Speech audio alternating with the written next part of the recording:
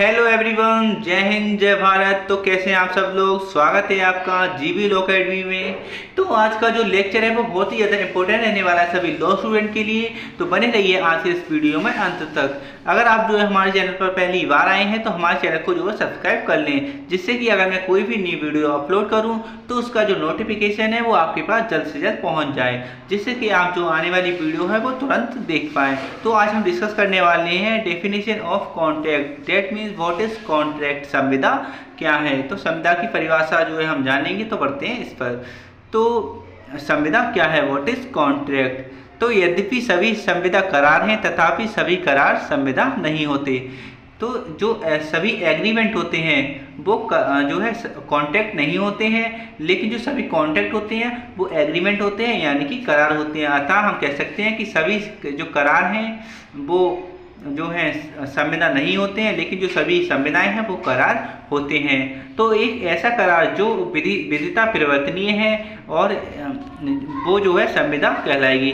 तो कोई भी जो करार है अगर वो जो है लॉ द्वारा परिवर्तनीय है, यानी कि एनफोर्सेबल बाय लॉ, देन भी हम कह सकते हैं कि वो जो करार है यानी कि एग्रीमेंट है वो कॉन्ट्रैक्ट है, यानी कि संविदा है। अगर कोई भी जो करार है यानी कि एग्रीमेंट अगर वो जो है विधिता परिवर्तनीय है, यानी कि कानून के द्वारा वो परिवर्तनीय है, तो हम कह सकते हैं कि वो जो है वैलिड जो है कॉन्ट्रैक्ट है।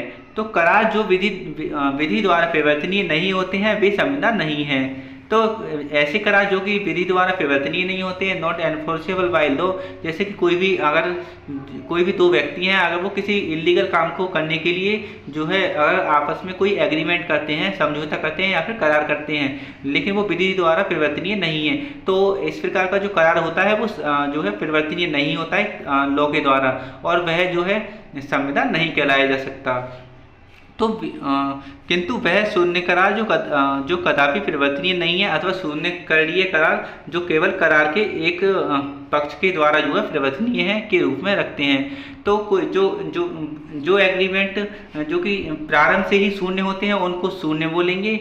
यानी कि जैसे हम कह सकते हैं कि अगर कोई एक मेजर है और एक पक्षकार जो है मेजर नहीं है, तो क्योंकि कोई भी कॉन्ट्रैक्ट होने के लिए जो है दोनों पक्षकार मेजर होना चाहिए, लेकिन उसमें जो है एक माइनर है, तो क्योंकि जो प्रारंभ से ही ये जो है शून्य है, तो हम कह सकते हैं कि ये जो है शून्य संविदा कहलाएगी। और ऐसे मान लो कि कोई दो व्यक्ति हैं, वो आपस में जो है कोई समझौता करते हैं, लेकिन उसमें से एक व्यक्ति ने जो है अपने तथ्य छुपाए और वो तथ्य जो है बाद में उस दूसरे व्यक्ति को पता चल जाते हैं। तो अब दोनों व्यक्तियों के ऊपर डिपेंड करता है कि वो दोनों व्यक्ति हैं उस कॉन्ट्रैक्ट में बने रहना चाहते हैं या नहीं। जैसे कि एक उदाहरण के तहत समझ सकते हैं, मानो ए व्यक्ति ने जो है बी को एक गाय बेची और कहता है कि ये जो गाय है वो डेली 10 लीटर दूध देती है, लेकिन जब उसने गाय खरीद ली तब वो जो है 8 लीटर जो है दूध देती है। तो अब उस बी जो व्यक्ति है उसके पास ये ऑप्शन है कि वह जो है गाय को रख सकता है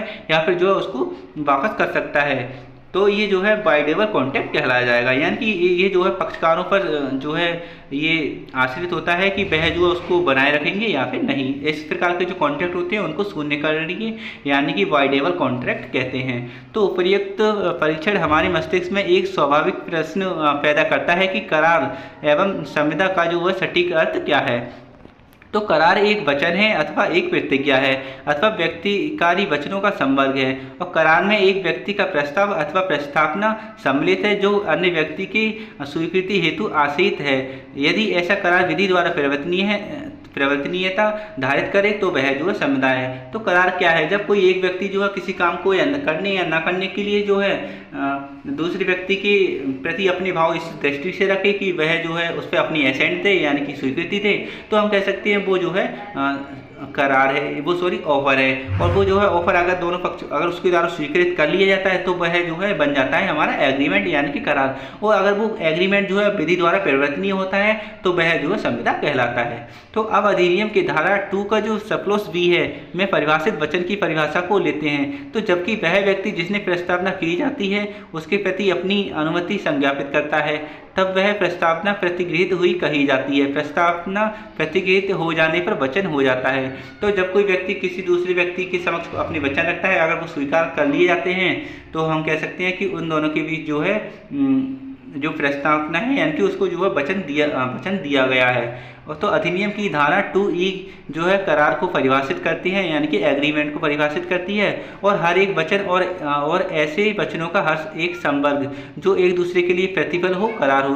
तो कोई भी ऐसे वचन जो दोनों पक्षकारों के लिए जो है फायदा उत्पन्न करे यानी कि प्रतिफल दे, तो हम कह सकते हैं कि उन दोनों के बीच जो है करार है यानी कि एग्रीमेंट है। और धारा 2H में संविदा शब्द को परिभाषित करते हुए बताती है कि वह करार जो विधिता परिवर्तनीय हो संविदा है। तो ऐसा कोई भी करार, कोई भी एग्रीमेंट जो कि विधिता परिवर्तनीय है, कानून द्वारा एनफोर्सेबल है, तो हम कह सकते हैं कि वो जो है संविदा है यानी कि कॉन्ट्रैक्ट है। आई थिंक आप इसे जो है समझ गए होंगे। तो चलिए अब इसको जो है हम शॉर्ट फॉर्म में जो है समझेंगे। तो उपर्युक्त व्याख्या के आधार पर हम इसे अधोलिखित प्रकार से जो है व्यक्त कर सकते हैं यानी कि एक कॉन्ट्रैक्ट कैसे होता है। तो सबसे पहले प्रस्तावना होती है यानी कि ऑफर होता है एक व्यक्ति द्वारा दूसरे व्यक्ति के प्रति। अगर वह जो ऑफर है वो जो दूसरा पक्षकार है उसके द्वारा अगर स्वीकार कर लिया जाता है तो हम कह सकते हैं उन दोनों के बीच प्रतिज्ञा हुई है। और अगर जो स्वीकार कर लिया जाता है, अगर वो जो है जो दोनों पक्षकार हैं उन दोनों के बीच जो है कोई भी प्रतिफल होता है यानी कि ऑफर अगर स्वीकार करने के जो टाइम पे जो है अगर दोनों के लिए जो है प्रतिफल हो, तो हम कह सकते हैं उन दोनों के बीच करार हुआ है यानी कि एग्रीमेंट। और कोई भी करार जो कि विधिता परिवर्तनीय है तो वो जो है कॉन्ट्रैक्ट कहलाएगा। और अगर वो जो करार है अगर वो विधिता जो है परिवर्तनीय नहीं है तो हम कह सकते हैं कि वो जो है एग्रीमेंट नहीं होगा। अगर विधिता परिवर्तनीय है तो वह जो है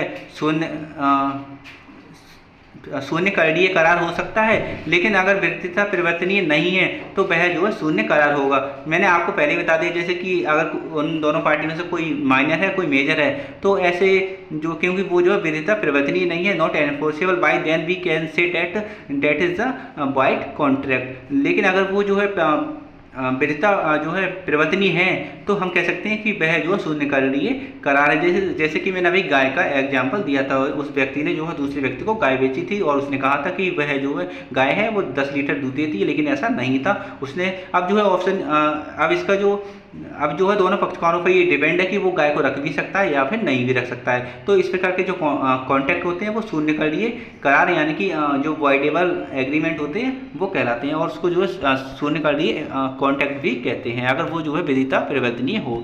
तो आई थिंक आप इसे समझ गए होंगे। So thank you for watching this video. और वीडियो अच्छा लगा हो तो अपने दोस्तों के साथ शेयर कर दें और वीडियो को लाइक और कमेंट कर दें और तो मिलते हैं हम अपनी नेक्स्ट वीडियो में। Thank you, bye.